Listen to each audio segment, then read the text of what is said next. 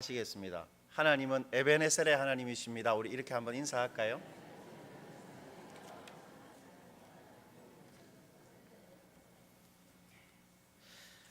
TV의 한 다큐 프로그램에서 그 남녀 호감도 차이에 대한 실험을 한 적이 있습니다. 그러니까 각각 8명의 남녀가 마치 단체 미팅을 하듯이 서로 반복해서 만남을 가지는데 마지막 만남 후에 제일 호감이 가는 사람이 누구인가 그것을 지목하는 그런 실험입니다.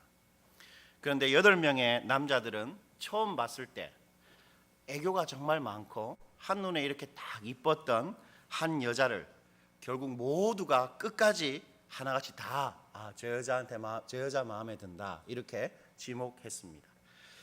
그러나 여자들은 처음에는 키 크고 잘생긴 한 남자에 주목하더니 결국 자신들의 말을 귀담아 들어줄 줄 알고 이 공감할 줄 아는 한 남자를 결국 다 지목했다고 합니다. 이 실험이 말해주는 것은 남자들은 그 남자의 나이나 그 남자의 직업, 그 남자의 성품, 인격과 아무 상관없이 남자라는 사람은 무조건 이쁜 여자를 좋아한다는 것입니다. 이것은 만고불변의 법칙이지요. 그리고 여자들은 그 남자가 혹 키가 작고 배가 나왔다 할지라도 결국 자기를 이해해 주는 남자에게 호감을 느낀다는 것입니다. 그러나 여러분, 여자가 이쁜 것이 그녀의 싱글의 기간을 단축시켜주는 결정적인 요인일 수 있지만 그녀의 어떤 외모가 그녀가 절대 놓쳐서는 안 될 만한 좋은 여자인지를 보장해 주지는 않습니다. 얼굴이 이쁘다고 해서 좋은 사람이라는 보장은 없는 것이지요. 그리고 마찬가지로 자신의 말을 귀담아 들어주고 자신을 소중히 여겨주고 깊이 소통이 되는 남자에게 대부분 여자들이 안정감을 느끼고 어떤 사랑을 느낄 수는 있겠지만 그 남자가 자기 말고 다른 여자에게도 똑같이 그렇게 하는 나쁜 놈일 수 있는 것입니다. 그런 남자들 많이 있지요.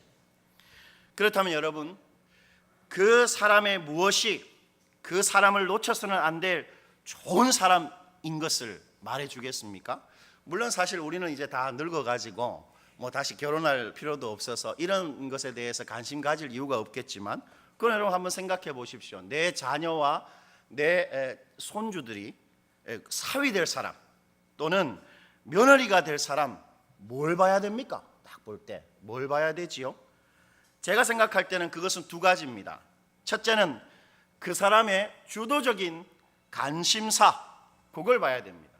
그 사람의 생긴 것, 그 사람의 어떤 직업이나 그 사람의 가정 배경도 중요하겠지만 그것보다 지금 그 사람이 무엇에 관심 가지고 있는가, 그걸 확인할 필요가 있습니다. 왜냐하면 그 사람의 관심사는 그 사람의 인생의 핵심이고 그 사람의 인격과 성품의 중심이기 때문입니다.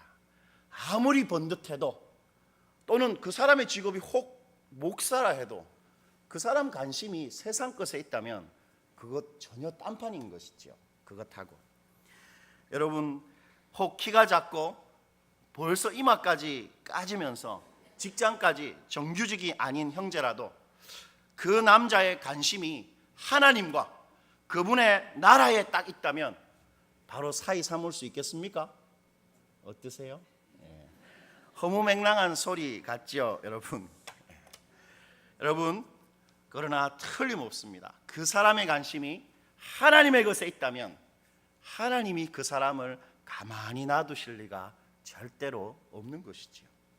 여러분, 그리고 둘째는 그 사람이 큐티를 하는가입니다. 이건 너무 단순하고 유치한 것 같지만 이것이야말로 한 사람을 딱 시검하는 최고의 시검색이 될 수 있습니다. 왜냐하면 그 사람이 만일 성경 말씀을 정말 사랑해서 일관되고 꾸준하게 하나님의 말씀을 묵상하는 사람이라면 그 사람 반드시 뭐가 있는 사람이겠습니까? 복이 있는 사람일 것이 틀림없기 때문입니다. 즉 지금은 불안한 직장에 장래가 좀 불투명해도 결국 그 사람은 하나님께서 약속하시는 뭐가 있겠습니까? 시냇가에 심은 나무 같은 행복한 인생 살게 되어 있는 것이죠. 그런 것을 봐야 되는 것입니다. 그런데 여러분, 영적인 영역에서도 그러한 표지나 그러한 가시적인 시금석 같은 것이 있겠습니까? 다시 말해서 그 사람이 진짜 하나님한테 속한 신자인지 교회만 다니는 평생 불신자인지를 가려내는 바로메타 같은 것이 있겠냐 하는 것입니다. 제 아내가 제발 그런 말 좀 하지 말라고, 이게 다 신앙이 있으신 어르신들이 앉아 있는데 젊은 사람이 건방지게 왜 자꾸 그런 이야기를 하냐, 이렇게 해서 추석 때 한판 싸웠는데, 요한복음을 지금 네 번째 지금 강해 설교하고 있습니다. 요한복음의 그 서두의 주제 자체가 진정한 신앙이 누구인가, 신앙인이 누구인가를 말해주고 있기 때문입니다. 여러분, 성경은 그러한 바로메타가 있다, 그렇게 말합니다. 그것은 바로 성육신 교리에 대한 그 사람의 반응입니다. 그거 딱 보면 이 사람 하나님한테 속한 진짜구나 알 수 있다, 성경이 말하는데요. 요한일서 4장 2절인데 PPT 한번 띄워주시겠습니까? 우리 한번 다 같이 한번 읽어보시겠습니다. 이로써 너희가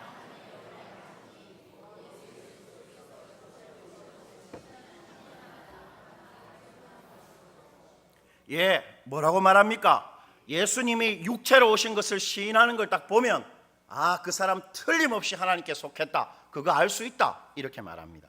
즉 영원한 말씀이신 우리 예수님께서 마리아라는 수처녀의 몸에서 태어나신 100% 완전한 사람이고, 또한 성령 하나님에 의해 잉태된 100% 완전한 하나님으로 이 땅에 태어나신 분이라는 것입니다. 바로 그러한 성육신 교리를 딱 시인하는 사람이라면 틀림없이 하나님께 속한 하나님의 사람이다, 성경이 주장합니다. 너무 쉽지요?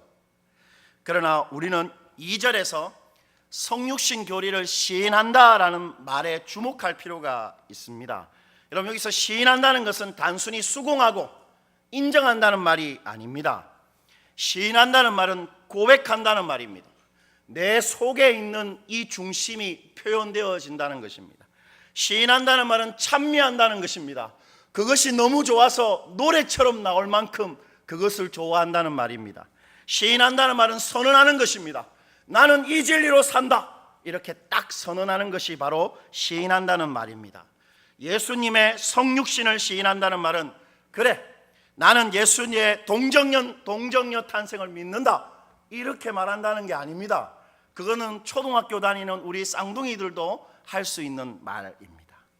예수님의 성육신을 시인한다는 것은 예수님의 성육신 교리를 믿고 그 교리에서 파생되는 진리에 감격하고 이제 그것에서 내 삶의 근원적인 힘을 얻어내고 이제 그 진리 위에서 그 진리로 살아간다, 그런 의미입니다.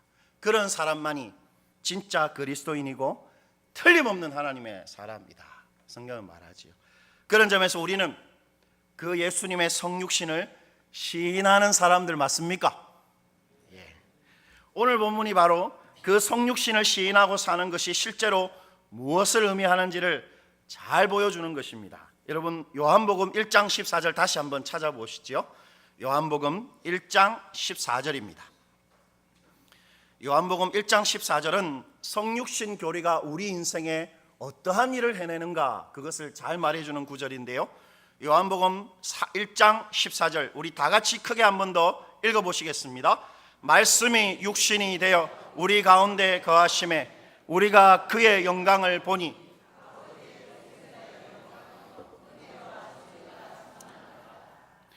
여러분, 말씀이 육신이 되어, 즉 예수님께서 성육신 하시자마자 우리 가운데 어떠한 일이 벌어졌습니까? 14절 보니까 말씀이 육신이 되어 어떤 일이 일어났죠? 우리 가운데 하나님이 거하심에, 이렇게 되어 있습니다. 마태복음 1장 23절도 성육신이 반드시 우리 인생 가운데 행하는 일이 하나님께서 우리 가운데 거하시는 것이다, 이렇게 말하는데 마태복음 1장 23절도 한번 보여주시죠. 제가 한번 읽어드리겠습니다. 보라, 처녀가 잉태하여 아들을 낳을 것이요 그의 이름은 임마누엘이라 하리라 하셨으니 이를 번역한즉 하나님이 우리와 함께 계시다 함이라. 여러분, 마태도 성육신의 즉각적인 결과를 하나님이 우리와 함께 계신다 이렇게 확정해 주고 있습니다. 여러분, 그런데 이 14절에서 하나님께서 우리 가운데 거하신다고 할 때 이 거하신다는 말은 장막을 친다라는 뜻입니다. 거하신다 이 말은 장막을 친다 이런 말인데요, 무슨 말이겠습니까? 같은 공간에서 이제 같이 살게 된다는 것입니다. 쉽게 말하면 예수님의 성육신이 우리 인생에 반드시 이루어내는 즉각적인 일은 이제 우리가 하나님과 같은 집에 거주하는 하나님의 동거인이 된다라는 말입니다.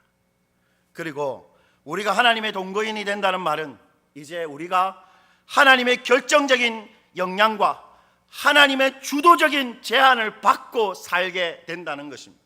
우리 집에 하나님이 계시기 때문에 우리가 인생을 살아갈 때 이제 하나님한테 영향을 받습니다. 하나님한테 제한받는 삶을 살게 된다라는 것입니다. 여러분, 누구랑 같이 사는가에 따라서 그 사람 인생이 어떻게 됩니까? 판이하게 달라집니다. 여러분, 마찬가지죠. 이제 하나님이 우리와 같이 살기 때문에 우리 인생은 하나님에 의해서 영향을 받게 되어 있습니다. 오늘 14절은 그 결정적인 영향력을 이렇게 다시 표현하는데, 여러분 14절 다시 한번 주목해 보시죠. 말씀이 육신이 되어 우리 가운데 거하심에 우리가 뭘 보았습니까? 그의 영광을 보니입니다. 여러분, 여기서 영광을 본다 할 때 이 본다라는 말은 눈앞에 가까이 거리에서 번개가 치는 것을 경험한 적이 있습니까? 갑자기 번쩍하고 밝아지는 그 번개가 칠 때라든지, 길거리에서 아주 재미있는 싸움이 일어났다든지, 그리고 큰 교통사고가 일어났을 때 우리가 주목하게 되고 선명하게 체감하게 되는 것입니다. 번쩍하는 것입니다. 그것이 본다는 말의 의미입니다. 그런데 이 본다라는 말을 14절 마지막에 어떤 단어로 다시 바꾸어 설명하고 있습니까? 보았는데 그것이 어떻게 해요? 충만하다는 것입니다. 이 충만한다는 것은 완전히 가득 차서 그것에 넘쳐 흐른다는 것입니다. 여러분, 이 공간에 그러면 안 되겠지만 혹 불이 났다고 생각해 보십시다. 그리고 우리가 밀폐된 공간에 갇혀 있습니다. 연기가 차지요. 그 연기가 이 공간을 가득 차면 우리는 어떻게 됩니까? 그 연기에 어떻게 해요? 제압당해서 죽게 됩니다. 가득 찬다는 말은 제압한다는 말입니다. 충만한다는 말은 그것을 사로잡고 제압한다 이런 뜻입니다. 즉 이제 우리가 하나님하고 같이 사는 하나님의 동거인이 된 이상 우리가 반드시 하나님의 영광에 제압당할 수밖에 없다라는 것입니다. 왜 그렇습니까? 그 영광이 반드시 충만하기 때문입니다. 그런 점에서 여러분, 하나님하고 같이 사는가 아닌가를 확인하는 방법이 뭐겠습니까? 하나님 때문에 깝깝한가 안 깝깝한가 그거 확인해 보면 됩니다. 하나님이 있어서 시어머니가 있으면 집에 들어가기 싫은 것처럼 하나님하고 같이 사는데 이분이 그냥 뭐 말랑말랑하신 분이 아니고 의롭고 거룩한 분입니다. 그런데 이 하나님하고 같이 사는데 마음에 아무런 불편함이 없고 깝깝함이 없고 뭔가 제한받는 것이 없다. 그것은 같이 사는 게 아니죠. 그냥 내 생각으로 그렇게 사는 것입니다. 제한받게 되어 있습니다. 충만하기 때문에 반드시 그분의 영광이 우리 인생에 딱 제압하고 제한하는 것이 있다라는 것입니다. 여러분, 그렇다면 하나님의 영광이 뭡니까? 우리 인생을 제압하는, 오늘 본문은 그 영광이 아버지의 독생자의 영광이다 이렇게 말하죠. 다시 14절 한번 주목해 보시죠. 말씀이 육신이 되어 우리 가운데 거하심에 우리가 그의 영광을 보았는데 그 영광이 뭐지요? 아버지의 독생자의 영광이요. 여러분, 이 독생자라는 말은 헬라 말 모노게네스를 번역한 것인데 이 모노게네스는 유일하게 태어난 자라는 뜻입니다. 신약 성경에서 이 모노게네스는 대부분의 경우 절실한 공경에 처했던 사람의 유일한 자녀가 위기에 처했거나 죽었다는 사실을 강조하는 데 사용되었습니다. 우리가 잘 아는 나인성의 가부의 그 독자도 모노게네스입니다. 야이로의 해당장의 외동딸도 모노게네스입니다. 귀신 들린 그 외동 아들, 그 아들도 모노게네스입니다. 히브리서에 나온 그 유명한 우리 문장로님이 말하시는 그 모리아 땅에 있는 어떤 산에 그 독자 이삭도 모노게네스입니다. 따라서 하나님 아버지의 독생자의 영광이란 하나님에게 유일한 방식으로 태어나신 아들이 있었는데, 하나님은 우리를 살리시고 우리랑 함께 동거하고 사시기 위해서 그 유일한 아들을 십자가에 기꺼이 내어주셨다라는 말을 강조하는 표현입니다. 즉 아버지 독생자의 영광이란 결국 당신의 유일한 것도 하나 아끼지 않고 우리에게 주신 하나님의 헌신적이고 희생적인 사랑, 그것을 말합니다.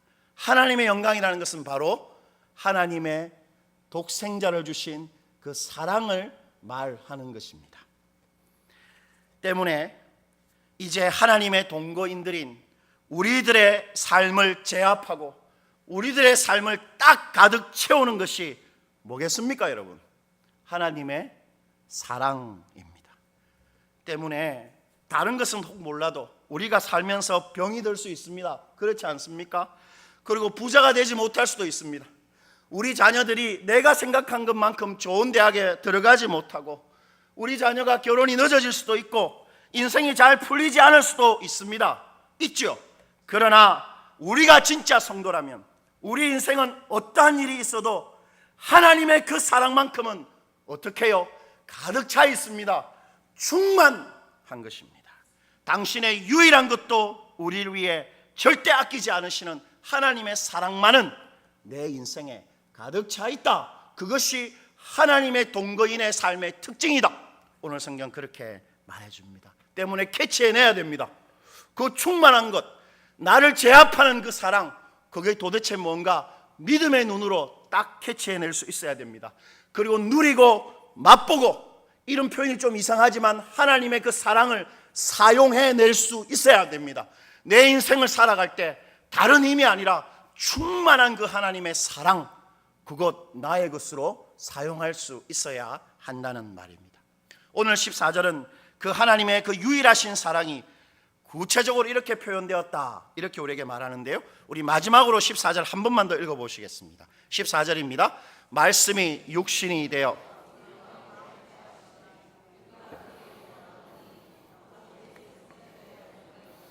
은혜와 진리가 충만하더라. 여러분, 말씀이 육신이 되어 우리 가운데 거하심에 우리가 그의 영광을 받는데, 그의 영광은 아버지의 독생자의 사랑이지요.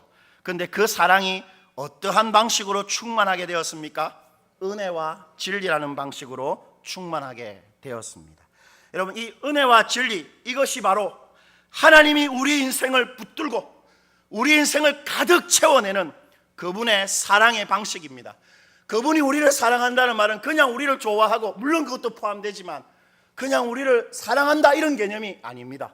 그분이 우리를 사랑한다는 말은 그분이 은혜와 진리로 우리 인생을 충만하게 채우신다, 그런 의미입니다. 이런 성육신이 반드시 보장하는 하나님의 은혜와 진리를 가장 드라마틱하게 보여주는 구약 사건이 있는데, 그것이 바로 출애굽기 3장 1절로 5절의 말씀입니다. 우리 한번 그 장소로 찾아가 보도록 하시겠습니다. 출애굽기 3장 1절로 5절까지의 말씀입니다. 우리 형제분들이 한번 쭉 다 한번 읽어주시겠습니까? 출애굽기 3장 1절부터 5절까지의 말씀입니다.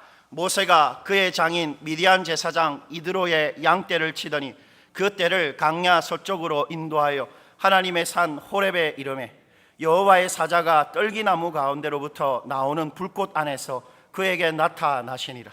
그가 보니 떨기나무에 불이 붙었으나 그 떨기나무가 사라지지 아니하는지라. 이에 모세가 이르되, 내가 돌이켜 가서 이 큰 광경을 보리라. 떨기나무가 어찌하여 타지 아니하는고 하니, 그때에 여호와께서 그가 보려고 돌이켜 오는 것을 보신지라.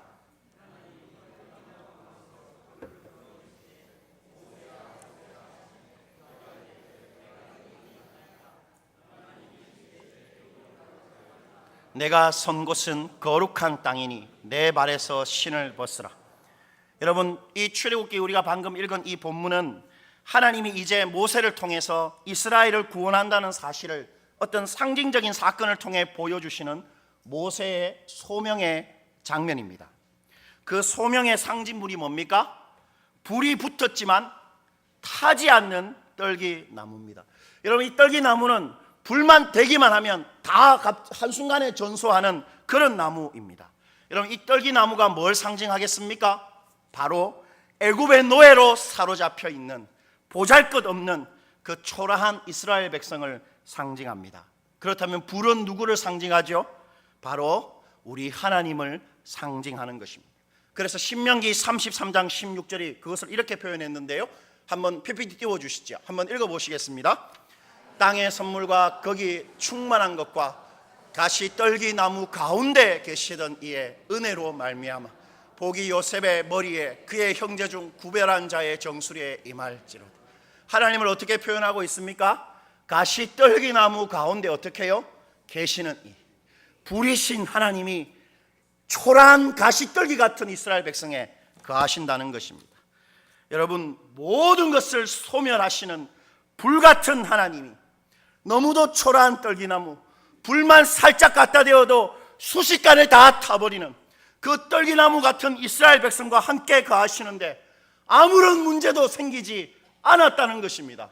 뭘 말하는 것입니까? 이제 모세, 네가 이스라엘 백성을 구원하는 방식, 나의 구원이 뭔가 하나님께서 상징적으로 보여주시는 것입니다. 부정하고 음란하고 보잘것없는 백성 가운데 거하시는 불같은 하나님이 같이 계셔도 아무런 문제가 없는 그것이 바로 구원이다, 주님께서 말씀하고 있는 것이죠. 우리는 여기서 성육신이 보장하는 그 하나님의 은혜를 발견할 수 있습니다. 그것은 이제 우리가 하나님과 같이 살아도 아무런 문제가 없게 되었다는 것입니다. 더 정확히 표현하면 이제 우리는 하나님께 그 어떤 잘못과 그 어떤 실수를 반복해도 절대 정죄받지 않는다는 것입니다. 하나님은 우리가 어떻게 못되게 행동해도 더 이상 우리에게 적의를 가지고 우리를 공격하시지 않습니다. 물론 슬퍼하시고 혹 가끔 야단치실 때가 있겠지만 하나님은 이제 그 어떤 일에도 우리를 절대 함부로 대하시지 않는다는 것입니다. 우리는 이제 하나님의 불에 타지 않습니다. 우리는 언제나 하나님과 같이 살면서 아무런 문제나 꺼리낌 없이 하나님의 소유, 하나님의 보물 충만한 것을 마음껏 누리게 되어 있습니다. 이러한 은혜가 하나님과 같이 사는 우리의 인생을 가득 채우고 있다는 것입니다.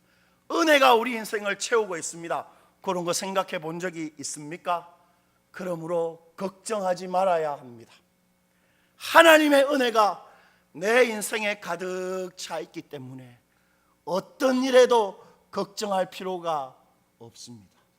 그리고 내가 곧 일어나서 저만큼 걸어가는 것조차 힘든 나이가 되었더라도 하나님의 은혜가 가득 차 있기 때문에 하나님을 위해서 모험하고 하나님을 위해서 뭔가 할 수 있는 시도 지금 할 수 있는 것입니다.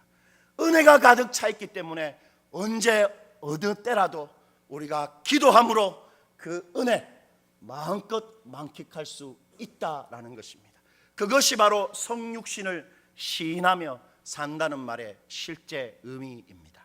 여러분, 출애굽기 본문에서 우리가 또 하나 발견하게 되는 것은 하나님의 두 번째 진리가 충만한 것인데요, 5절 다시 한번 주목해 보십시오. 3장 5절입니다. 하나님이 이르시되 이리로 가까이 오지 말라. 내가 선 곳은 거룩한 땅이니 내 발에서 신을 벗으라. 하나님은 당신이 임재하시는 땅의 모든 것이 다 거룩하다 말씀하시면서 모세에게 뭘 명하십니까? 신발 벗으라 이렇게 말하십니다. 신을 벗는 게 뭐지요? 주님께 내 권리를 이양하는 것입니다. 어떤 말입니까? 전적인 순복입니다. 무슨 일을 요구하시든 기꺼이 순종하는 그것이 바로 신을 벗는 것인데요, 즉 하나님께서 지금 모세한테 무슨 말이든지 순복하고 기꺼이 나에게 종속되어라 이렇게 말하는 것입니다. 뭐라고 말하는 것입니까? 나의 다스림을 받아야 한다, 그렇게 말하지요. 우리는 여기서 성육신이 보장하는 하나님의 진리의 충만이 실제로 무엇을 의미하는지 발견할 수 있습니다. 그것은 하나님은 당신이 지금 임재하는 모든 곳에서 반드시 당신의 뭐대로만, 진리대로만 그것을 다스리고 통제하신다는 것입니다. 즉 하나님은 우리와 함께 사시면서 반드시 하시는 일이 있습니다. 그게 뭡니까? 당신이 하신 이 약속의 말씀을 어떻게 해요? 우리 인생에 실제로 실행하기 위해서 당신이 하실 수 있는 최선을 다하시면서 우리와 같이 동거하시는 것입니다. 하나님이 우리와 같이 동거하시는 이유가 뭡니까? 은혜 주시고 진리대로 행하시기 위함입니다. 이 진리를 우리 인생에 반드시 성취하기 위해서 우리랑 같이 사시는 것입니다. 그래서 진리가 충만하다, 하나님께서 그렇게 오늘 말씀하시는 것이죠. 우리가 살아가면서 체감되는 것이 뭐라 할지라도 하나님과 같이 사는 내 인생에는 어떠한 일이 반드시 일어나겠습니까? 슬픈 일, 사건들, 원치 않는 것도 일어나겠지만 반드시 일어나는 것은 하나님의 말씀이 성취되는 그 일이 일어나게 되어 있다라는 것입니다. 진리가 충만합니다. 그것 잊지 말고 살아야 됩니다. 그래서 어떻게 살아야 됩니까? 다른 것에 근거해서 앞날을 예상하지 말고 뭐에 근거해서만 내 앞날을 예상해야 됩니까? 하나님의 말씀에 근거로 해서만 내 앞날을 예상하고 살아야 합니다. 왜요? 진리가 충만해서 반드시 내 인생이 하나님의 진리로 되어질 수밖에 없기 때문입니다. 하나님은 나와 같이 살기 위해서 뭐 하셨습니까? 당신의 아들 예수를 기꺼이 십자가에 죽이셨습니다. 그렇다면 지금도 하나님은 못하실 것이 없는 것이 분명합니다. 모노게네스, 유일한 것도 주셨는데 이제 우리에게 주지 못할 것이 뭐가 있겠습니까? 우리 집에 하나님이 같이 살고 있습니다. 때문에 하나님의 은혜와 진리는 천하 없어도 반드시 내 인생을 제압하고 내 인생을 반드시 붙들어 낼 것입니다. 그것 잊지 말고 그것 맛보고 사는 그런 복된 사람들 되시기를 축원드립니다. 찬송